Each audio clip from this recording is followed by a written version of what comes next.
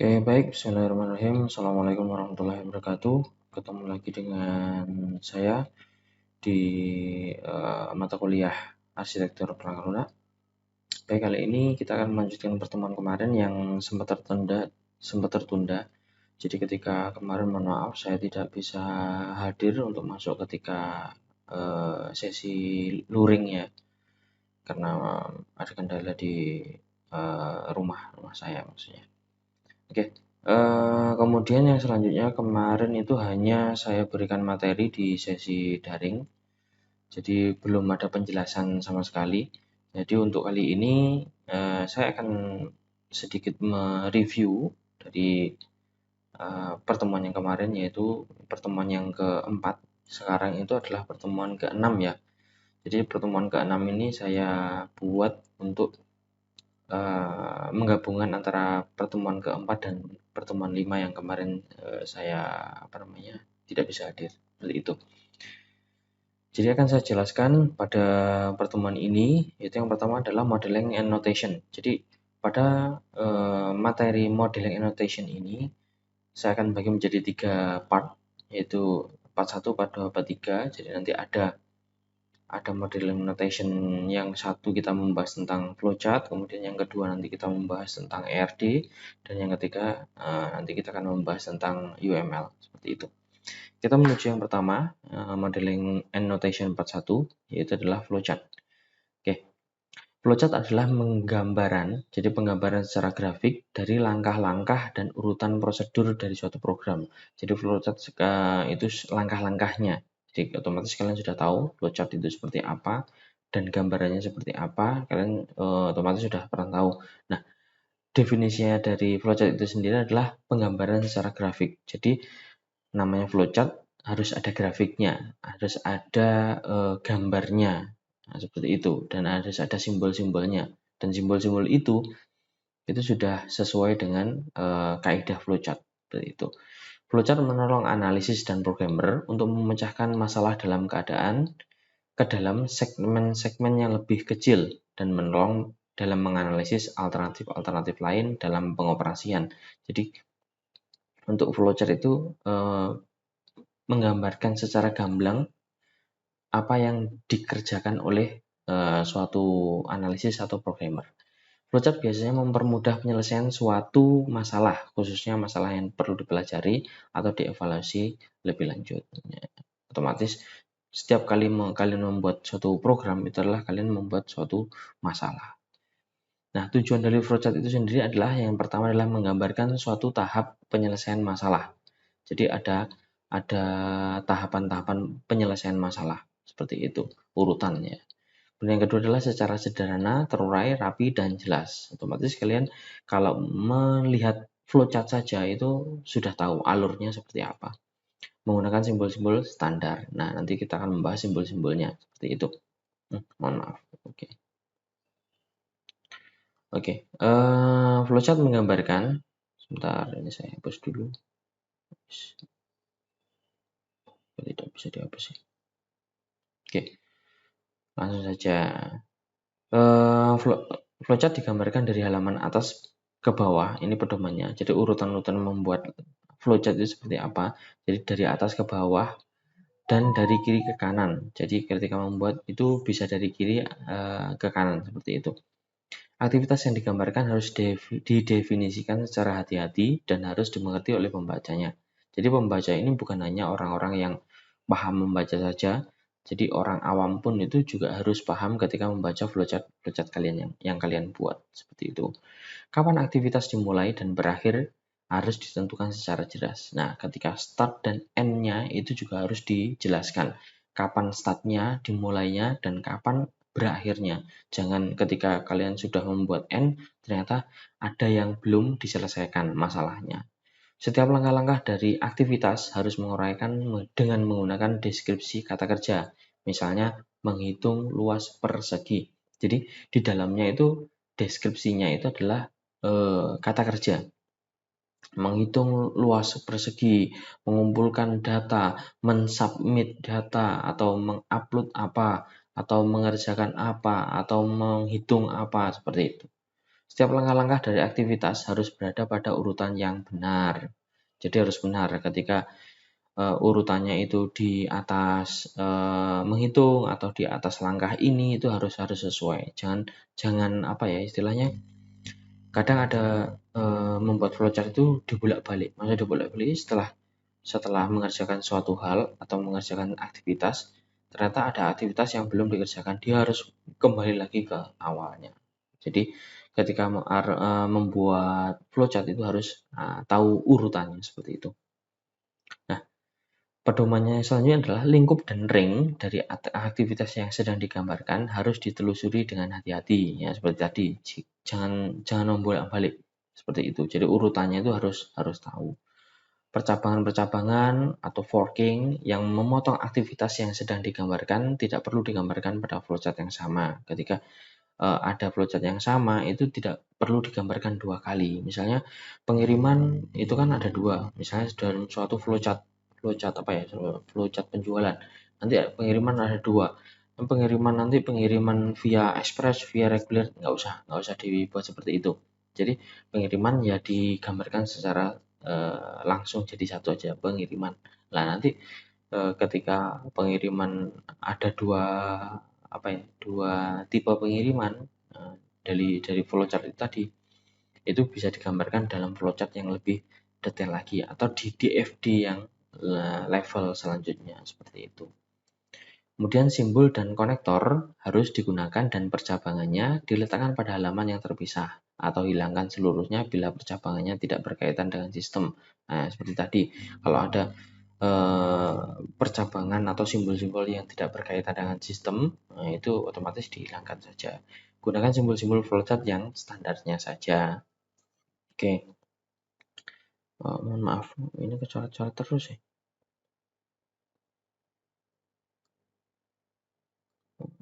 Oke. Langsung aja. Nah, ini simbol. Simbol yang pertama adalah output. Output digambarkan oleh jajar genjang seperti ini ya, merepresentasikan input data atau output data yang sedang diproses. Nah, contohnya ini baca jam atau dan tarif upah misalnya. Ini adalah proses. Jadi istilahnya input datanya itu seperti apa? Dimasukkan ke dalam sini. Misalnya input datanya adalah NIM. Nah, ditulis seperti ini. Nah, kemudian input datanya misalnya nama. Nah, ditulis seperti ini. Input nama, NIM seperti itu. Nah, kemudian proses.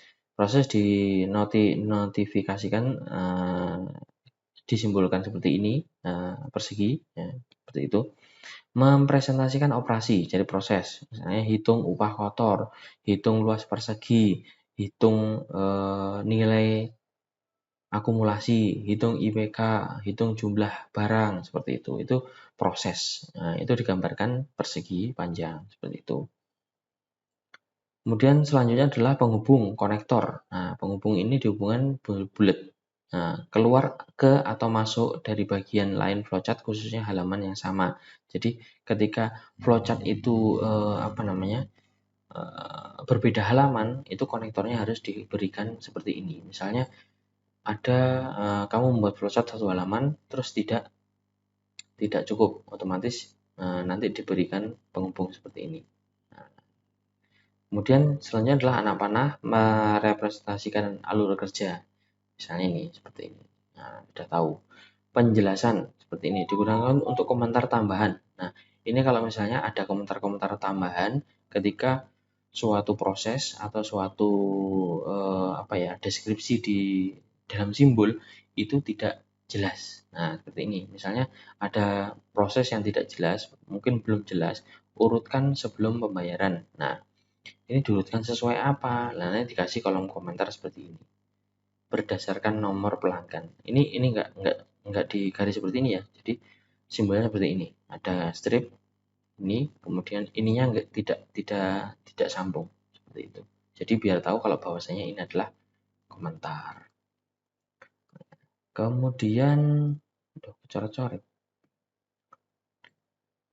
Nah, ini adalah keputusan dalam program. Nah, ini proses. Bisa keputusan itu dia memutuskan untuk membuat kondisi yang berbeda. Nah, ini Contohnya seperti ini, apakah A lebih kecil daripada B? Nah, kalau iya, kalau tidak ke sini. Misalnya seperti itu.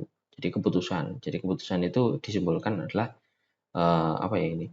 Wajik ya. Istilahnya wajik atau bujur sangkar. Apa ya? Oh, belah ketupat. Nah, belah ketupat. Oke, maaf. Jadi simbolnya adalah belah ketupat. Selanjutnya adalah predefinite proses. Rincian operasi berada di tempat yang lain. Misalnya, hitung akar pangkat 2. Ini adalah rincian proses yang ada di tempat lain. Maksudnya di tempat lain itu dia punya proses hitungan tersendiri yang nantinya di dalamnya itu juga ada flowchart tersendiri. Seperti itu. Hitung akar pangkat 2. Nanti di dalamnya itu juga ada perhitungannya. Seperti itu. Kemudian preparation, pemberian harga awal. Misalnya ini. Kemudian terminal, awal dan akhir. Misalnya ini adalah start dan end. Itu adalah dibuat seperti ini. Ada punched card, input atau output yang menggunakan kartu berlubang. Ini misalnya kalau menggunakan komputer zaman dahulu, tapi sekarang itu tidak perlu digunakan, tidak banyak digunakan. Kemudian ada dokumen seperti ini adalah input dan output dalam format yang dicetak. Misalnya cetak slip upah. Misalnya ketika di flowchart penjualan yang terakhir adalah mencetak nota. Nah, seperti itu. Mencetak faktur. Nah, itu kalau perintahnya untuk mencetak suatu dokumen yang berbentuk fisik itu simbolnya seperti ini. Kemudian magnetic tape ini adalah input output yang menggunakan pita magnetik. Nah, itu adalah mencetak yang tadi kan dokumen fisiknya kertas. Kalau magnetic tape itu fisiknya seperti disket, seperti CD-ROM, DVD, seperti itu. Kemudian ada magnetic disk. Magnetic disk itu magnetic tape ini adalah kaset pita. Maksudnya kaset pita itu suatu rekaman. Maksudnya berbentuk kaset pita kayak kalian kalau tahu itu pita film. Jadi kalau film-film zaman dahulu itu masih menggunakan pita roll seperti itu. Yes, kalau kalian masih tahu bentuknya kaset pita, nah itu seperti itu. Nah, jadi direkamnya di dalam kaset pita. Nah, kecuali kalau magnetic disk. Kalau magnetic disk itu menggunakan seperti hard disk, DVD, CD itu adalah magnetic disk. Kemudian ada magnetic drum yang menggunakan drum magnetik. Ini drum magnetik ini adalah misalnya ya hard disk bisa dibilang magnetic disk karena hard disk itu adalah kumpulan dari magnetic disk.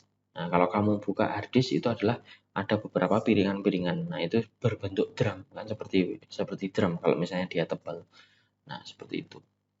Oke, next. Ini online storage yang menggunakan penyimpanan akses langsung di online, misalnya pakai cloud dan sebagainya. Punched tape itu menggunakan pita kertas berlubang, ini tidak digunakan. Manual input, nah ini input yang dimasukkan secara manual dari keyboard. Nah, ketika ada proses yang membutuhkan input secara manual, nah masukkan tarif upah misalnya, itu simbolnya seperti ini dengan cara manual pengetikan sendiri. Nah, diketik sendiri ya. Oke. Kemudian display output yang ditampilkan pada terminal. Nah, misalnya ini ditampilkan pada monitor. Nah, seperti itu. Menampilkan apa? Pesan kesalahan, misalnya seperti itu. Kemudian manual operation, operasi manual disimbolkan seperti ini. Trapesium terbalik. Misalnya ketik pesanan penjual. Ini operasi manual, operasi yang dijalankan secara manual. Misalnya ketik proses pesanan penjual itu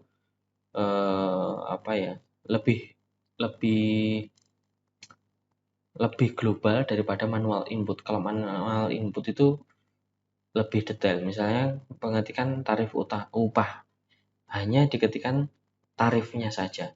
Nah, kalau misalnya manual operation itu adalah lebih kompleks. Jadi mengetikkan pesanan penjual, jadi mengetikkan namanya siapa, terus kemudian alamatnya mana, kemudian tujuannya berapa, terus satuannya apa, beratnya berapa, itu diketikkan semuanya secara global. Nah, berbeda dengan yang manual input tadi. Kemudian communication link, transmisi data melalui channel komunikasi seperti telepon. Misalnya ini, kalau misalnya ada perintah atau ada proses yang menggunakan via telepon atau via jaringan lain itu dinotasikan seperti ini. Offline storage, penyimpanan yang tidak dapat diakses oleh komputer secara langsung, misalnya ini adalah flash disk. Nah, menggunakan flash disk, menggunakan CD-ROM. Nah, itu nanti notifikasinya seperti itu. Oke. Itu adalah simbol-simbol dari flowchart. Nah, ada beberapa jenis flowchart. Nah, ada flowchart system, flowchart paperwork, flowchart skematik, flowchart program, dan flowchart proses. Seperti itu. Nah, kita akan membahas flowchart system. Flowchart system adalah flowchart yang bagannya yang menunjukkan alur kerja atau apa yang sedang dikerjakan di dalam sistem secara keseluruhan. Jadi, di dalam sistem secara keseluruhan dan menjelaskan urutan dari prosedur-prosedur yang ada di dalam sistem. Jadi, menjelaskan secara keseluruhan juga menjelaskan prosedur-prosedurnya. Dengan kata lain, flowchart ini merupakan deskripsi secara grafik dari urutan prosedur-prosedur yang terkombinasi yang membentuk suatu sistem. Jadi flowchart system itu flowchart sistem satu sistem penuh secara global seperti itu. Jadi kalau kalian membuat aplikasi apa, ya udah aplikasi dari awal sampai akhir itu flowchartnya seperti apa. Kemudian selanjutnya yaitu masih dari flowchart system, terdiri dari data yang mengalir melalui sistem dan proses yang mentransformasikan data tersebut. Data dan proses dalam flowchart system dapat digambarkan secara online atau dihubungkan langsung dengan komputer, atau offline tidak dihubungkan dengan komputer secara langsung. Misalnya mesin tik, cash register atau kalkulator, atau mungkin point of sale, POS itu seperti itu. Jadi flowchart system itu bisa online atau bisa offline. Jadi kesimpulannya, menggambarkan suatu sistem peralatan komputer yang digunakan dalam proses pengolahan data serta hubungannya antara peralatan tersebut. Jadi sistem itu secara global yang tadi ya, yang saya jelaskan tadi ya, bisa secara online atau bisa secara offline. Tidak digunakan untuk menggambarkan urutan langkah untuk memecahkan masalah. Jadi bukan untuk memecahkan masalah, tapi menggambarkan alur sistem dari awal sampai akhir itu cara menggunakan sistemnya seperti apa. Seperti itu. Hanya untuk menggambarkan prosedur dalam sistem yang dibentuk saja. Jadi menggambarkan aplikasimu itu urutannya seperti apa. Seperti itu. Oke, contoh flowchart system. Misalnya pesanan, membeli, masukkan pesanan, informasi pesanan, tentukan jumlah pesanan, laporan, kemudian keluarkan pesanan. Ini adalah flowchart sistemnya. Kemudian flowchart paperwork atau dokumen. Nah, ini bisa kalian baca sendiri perbedaannya. Jadi saya menjelaskan tentang secara globalnya saja. Jadi kegunaan utamanya adalah untuk menelusuri alur form dan laporan sistem. Jadi namanya dokumen itu menjelaskan laporan dan formnya saja seperti itu. Jadi contohnya seperti ini. Nah, misalnya adalah formulir, kartu anggota, seperti ini. Ini adalah menjelaskan dari dokumen seperti itu. Flowchart skematik mirip dengan flowchart system yang menggunakan sistem atau prosedur, bukan hanya menggunakan simbol, tetapi juga menggunakan gambar-gambar komputer, peripheral, form, dan peralatan lain. Itu namanya skematik. Digunakan sebagai alat komunikasi antara analisis sistem dan seseorang yang tidak familiar dengan simbol flowchart. Jadi ini lebih ke menjelaskan ke orang awam. Nah, seperti itu. Nanti bisa dibaca sendiri. Contohnya adalah seperti ini. Nah, PHP doc, PHP engine, HTML, kemudian web server, ada klien, seperti itu. Ini adalah flowchart skematik. Kemudian ada flowchart program. Nah, ini flowchart program dihasilkan dari flowchart system. Jadi program ini lebih ke programnya.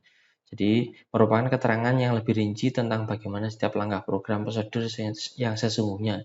Jadi lebih ada perhitungannya. Nah, misalnya seperti ini. Baca data pesanan. Nah, ini ada perhitungannya, seperti itu. Jadi lebih kompleks lagi. Kemudian flowchart proses merupakan teknik penggambaran rekayasa industrial yang memecahkan menganalisis langkah-langkah selanjutnya. Jadi ada algoritmanya di dalamnya. Simbol khusus flowchart proses, ada simbol khusus, operasi, perpindahan transportasi, inspeksi, penundaan, penyimpanan atau file. Seperti itu. Jadi proses itu digunakan untuk rekayasa industrial. Contohnya seperti ini ya. Bentar. Nih, misalnya ini. Ada rincian metode, ada perpin. Nah, ini Departemen Pembelian Magnetik Pesanan Penjualan. Pesanan ini merupakan form dengan 4 tembusan kopi.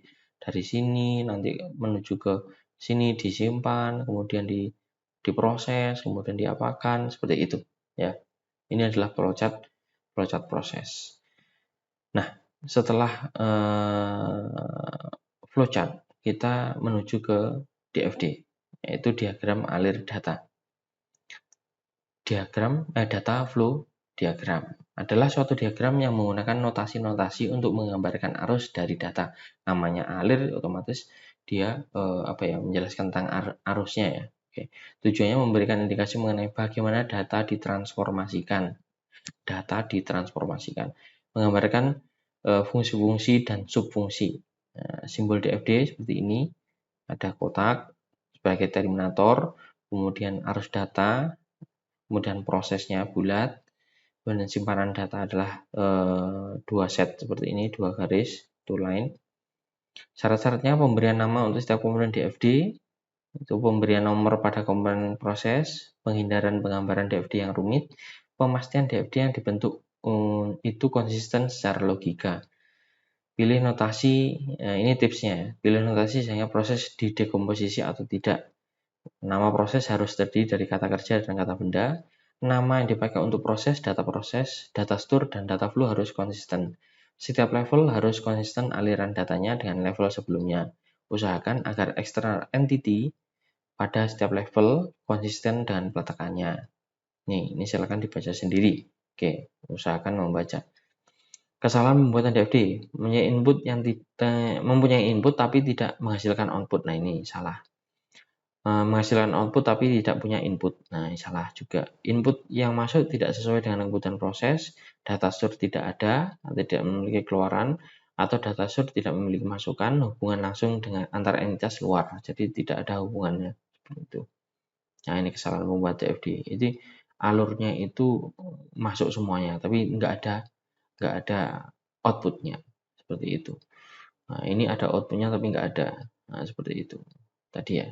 Yang sudah disampaikan kesalahannya seperti itu. Jadi untuk membuat istilahnya DFD itu harus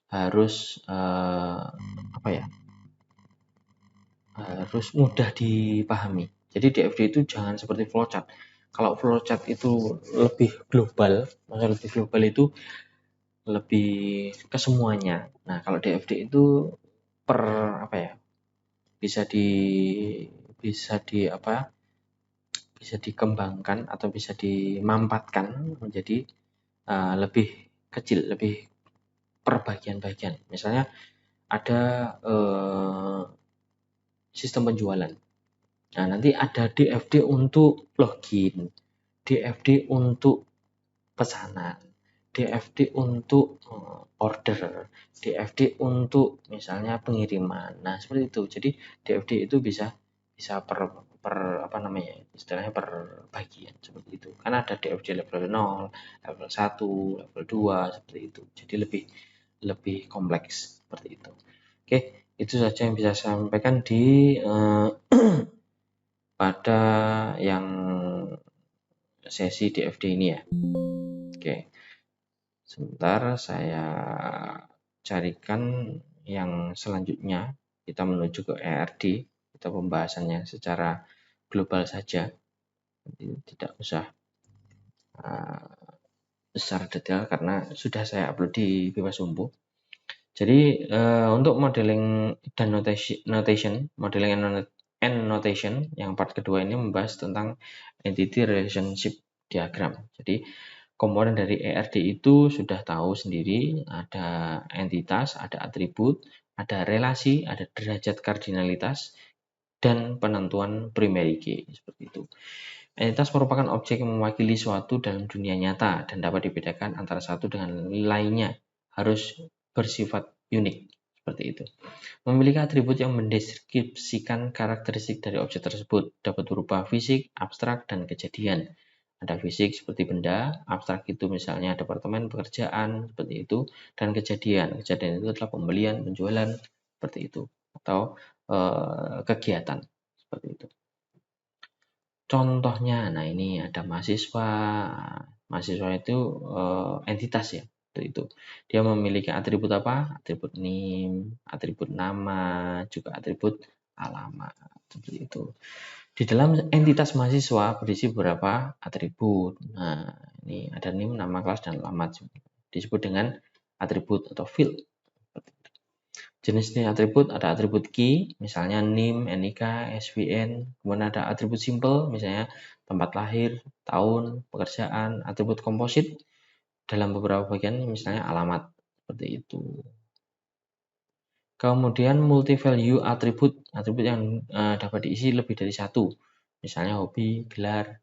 Atribut turunan diperoleh dari pengolahan dari atribut yang lain, misalnya umur, total apa, total harga, misalnya seperti itu. Atribut komposit, nah misalnya ini ada jalan, desa, kecamatan, itu dibentuk dari susunan alamat, di mana alamat ini merupakan atribut dari mahasiswa, seperti itu. Multi value atribut, misalnya ada NIK, ada gelar. Nah, gelar ini bisa dua, misalnya ada Eskom, ada Mkom, nanti kalau udah dokter misalnya PhD, ya misalnya seperti itu. Ini kan multi value. Atribut turunan, nah ini umur. Nah, turunannya merupakan dari ini umur ini turunan merupakan dari turunannya tanggal lahir. Nah, karena tanggal lahirnya segini, otomatis umurnya segini. Itu turunannya. Relationship adalah penghubung antara satu entitas dengan entitas yang lain. Kalimat logis yang ada di dalam relasi tersebut. Misalnya anggota meminjam buku atau anggota mengembalikan buku, misalnya seperti itu.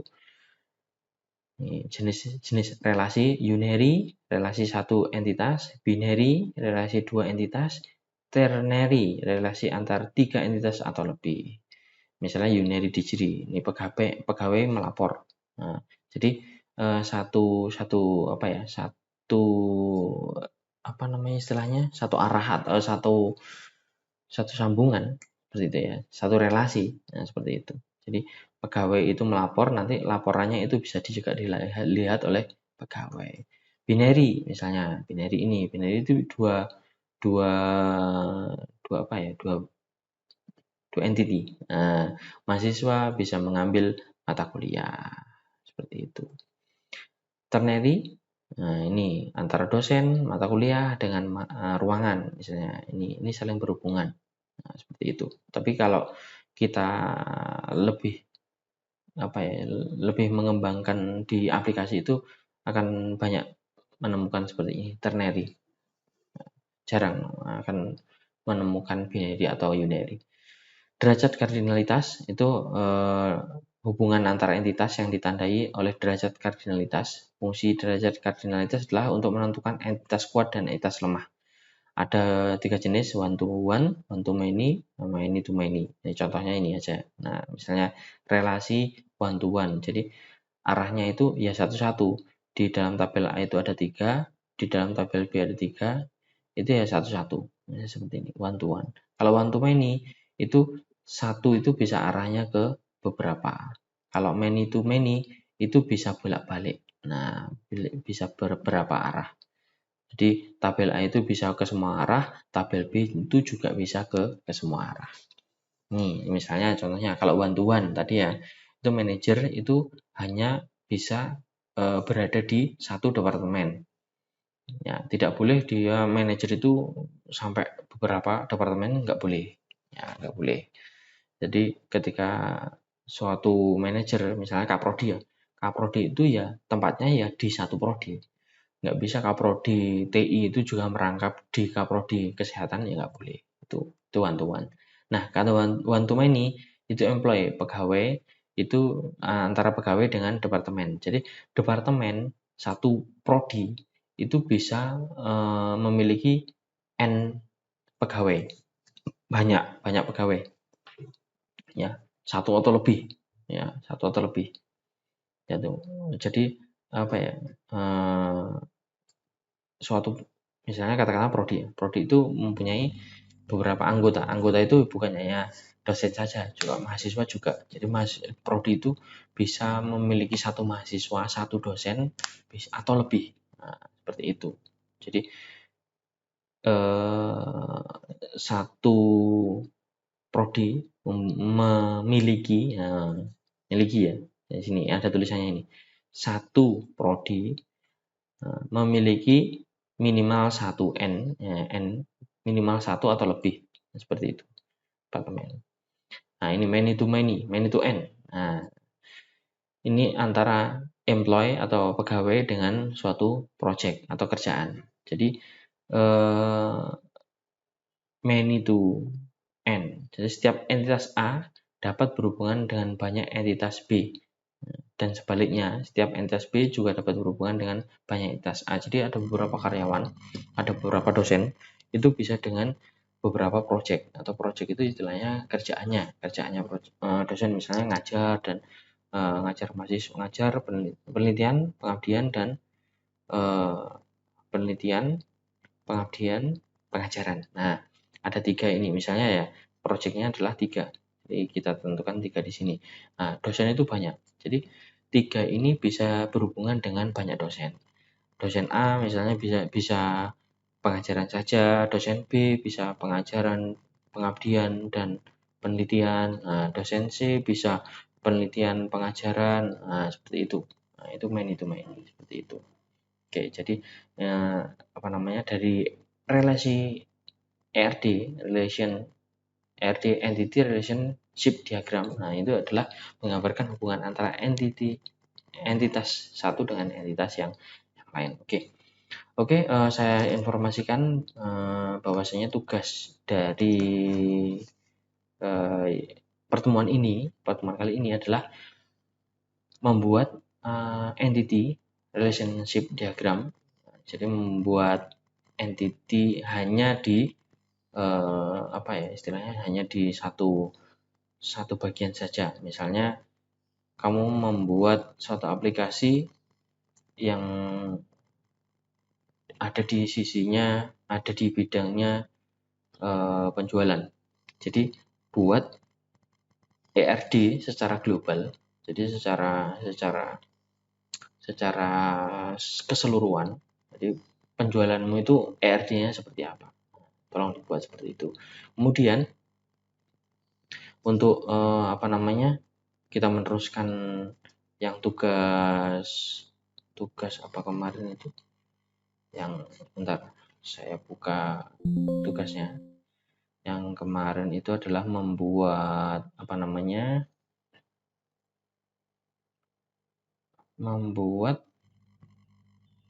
sebentar.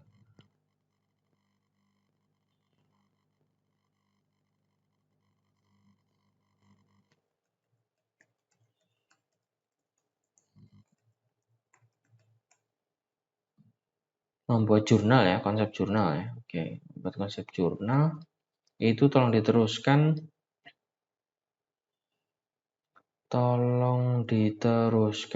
di topik kemarin, template jurnal ini ya. Kemarin sampai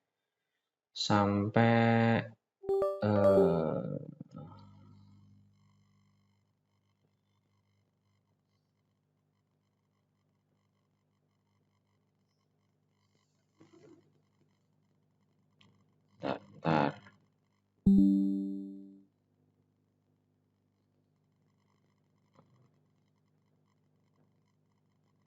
Ada gangguan ini. Oke. Jadi kemarin sampai abstrak ya. Nah, nanti tolong dikembangkan untuk di kemarin sebentar. Oke, mohon maaf. Ini suara saya kedengaran ya. Tapi kamera saya sedang tidak aktif. Jadi untuk template mohon didengarkan saja. Jadi untuk template jurnal silakan diteruskan sampai latar belakang, jadi membuat latar belakang seperti itu. Oke ya, bisa dijelaskan. Untuk proses atau kelas khusus, jadi kemarin tugasnya itu membuat jurnal ya, kemarin belum saya sampaikan. Tugasnya itu membuat jurnal. Jadi untuk jurnal ini jurnal dari aplikasimu sendiri, jadi aplikasi yang kalian buat itu nanti dituangkan dalam jurnal. Jadi pertemuan ini membahas mulai dari judul jurnal, membuat judul jurnal sampai membuat latar belakang atau bab 1 saja seperti itu. Jadi nanti kita akan pandu, saya akan pandu gimana cara membuat jurnal yang baik seperti itu.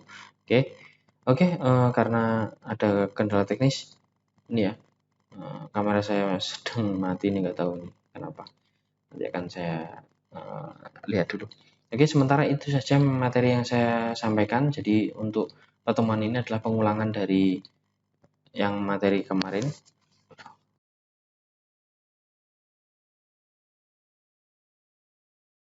Halo, cek, oke. Sudah nyala ya. Jadi dengar, oke. Nggak tahu tadi kenapa ya, ada kendala. Oke, baik. Jadi yang kemarin saya ulangi lagi sedikit, membuat jurnal untuk kelas proses ya. Itu membuat jurnal dari judul hingga latar belakang dulu. Oke, nanti akan saya pandu untuk selanjutnya. Oke, itu saja yang bisa saya sampaikan pada materi ini. Kurang lebihnya mohon maaf. Billahi taufiq wal hidayah. Assalamualaikum warahmatullahi wabarakatuh.